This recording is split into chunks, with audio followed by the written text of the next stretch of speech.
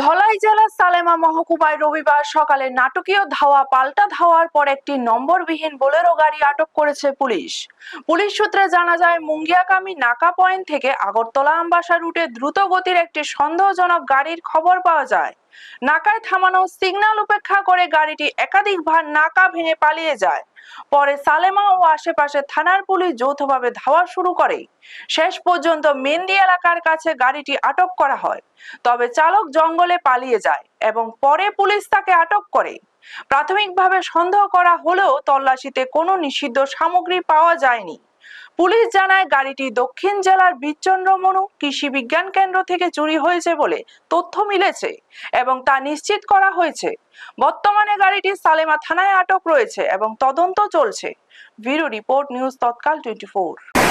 Sir, এখানে যে গাড়িটা ধরা হয়েছে স্যার, ঘটনাটা কি স্যার?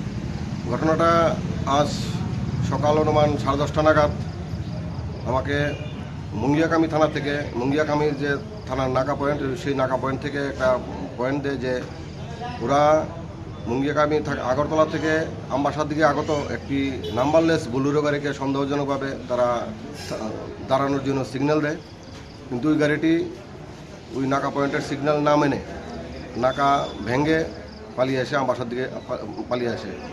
যথারীতি আমবাসা থানাকেও ব্যাপারটি জানানো হয় এবং আমবাসা থানা মুঙ্গিয়াকামের থানার গাড়িও পিছু পিছু ধাওয়া করে।